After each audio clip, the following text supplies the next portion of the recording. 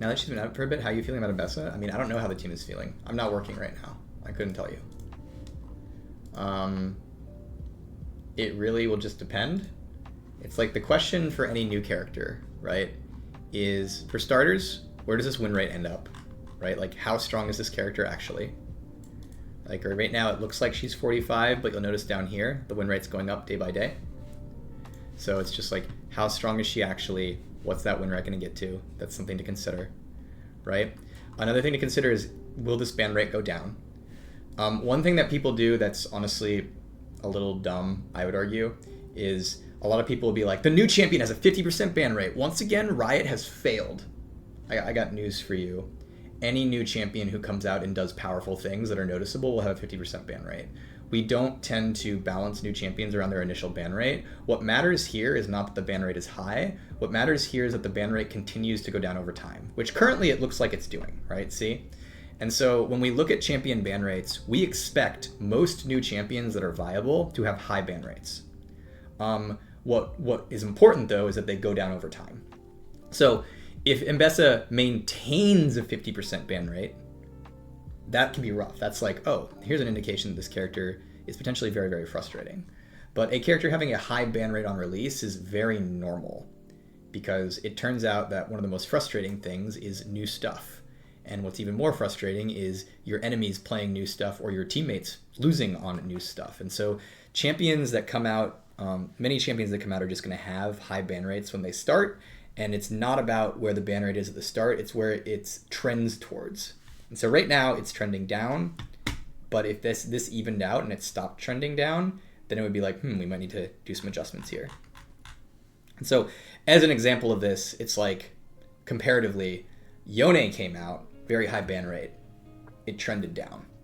And, it doesn't mean we haven't ever nerfed Yone or anything, right? But, like, he never needed, like, any major adjustments, because his ban rate, eventually petered off, even though he continued to be a viable character. Comparatively, when Samira came out, she started with a high ban rate, and her ban rate didn't go down. And so eventually we had to do some work on Samira, because her frustration over time, even if people got used to her, ended up being, too much. And so we ended up doing some adjustments to her.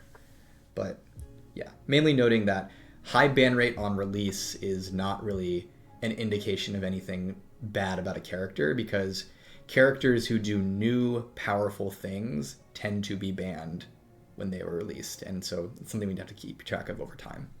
So anyways, I don't know what the team feels about Ambessa. I don't know if they feel she's strong or weak. I couldn't tell you. Mainly just noting that, like, things they would be looking for is, where does the win rate settle out? Does she show up in pro play? Does the ban rate continue to trend down, or does it start evening out at a very high amount? Things like that are like stuff to think about. Is barrier meta healthy? So barrier is interesting.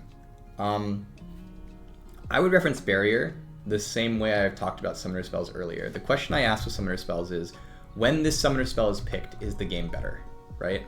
So clearly, as an example, right now, barrier is the meta. It's not ghost, it's not exhaust, it's not heal for AD carries, it's barrier. My problem with barrier, personally, is that it's very, very boring. It doesn't really have any potential to create aggressive big plays for many players. It kind of just like, if they jump on me, I have 200 health. That's kind of how it works. Comparatively, heal is not like that.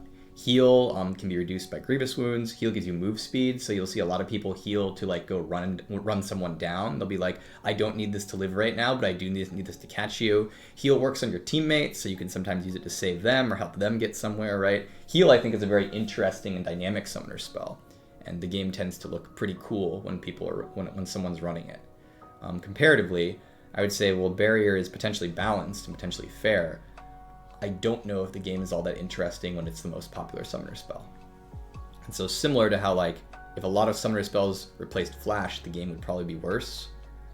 My personal opinion is that I'm not sure the game is as interesting when barrier is the best thing that AD carries could be running. Which is different from it being viable at all, by the way. Like, if barrier is a viable summoner spell, that's chill. It's like, oh, you're running into a very bursty team comp and you need to like make sure you don't die, and you have your support run heal and you run barrier. I think that's very cool.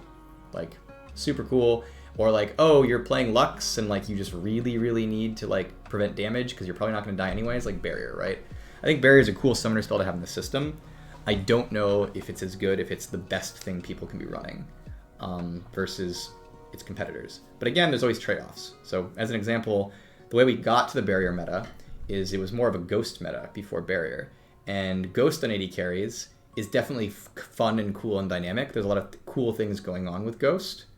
It probably makes more interesting gameplay, but it also gave AD carries like a pretty big strength that they don't normally have, which is like just extreme kiting. And so I don't know necessarily if Ghost would be, the Ghost meta looks better for the state of the game. My personal take is the best summoner spell to see on AD carries is some combination of heal mainline with cleanse and exhaust as counters. I like those, that meta. The hard part is it's hard to get AD carries when optimized to take heal, because since it heals allies, you can just make your support take it instead. So it's not an easy problem to solve. Another thing I noticed the difference between League and Dota is that there are no melee hard carries, that's AD carries in League. Why is that? I mean, one of the reasons is that League doesn't have turn time. One of the things that makes melee champions functional in Dota is turn time. The other thing Dota has is BKB, which is another thing that makes melee champions function in Dota. It's a lot easier to be a hard carry in a game like Dota when you can jump into a fight, the enemy AD carry can't kite you because they have turn time, and you can go immune to crowd control whenever you want, such that they also can't stop you from killing them, right? And so that enables melee patterns quite a bit more. Another thing about Dota is that the stat system in Dota tends to give melee characters tankiness along with damage. And so obviously not every melee champ in Dota is like super tanky, but a lot of the melee heroes in Dota, like as they scale up their damage, they're also scaling up their defense, which helps as well. And so it kind of just creates this system where there's a lot of tools in the game that make you a lot more functional as a melee character that League just doesn't have. And so League relies on things like Wind Wall and things like Viego's passive and things like Jack's dodge, right? We tend to need to make sure it's on those characters' kits. But it does mean that I think one of the big things is just no BKB, honestly. For those of you who don't know, Dota has an item called BKB that makes you immune to crowd control. And it's, at least historically, was essential on most melee champions. I don't know if that's still true. I haven't played Dota in a bit. But BKB really matters in terms of melee patterns because it allows you to go in and fight people as a melee without just dying, being CC'd and killed.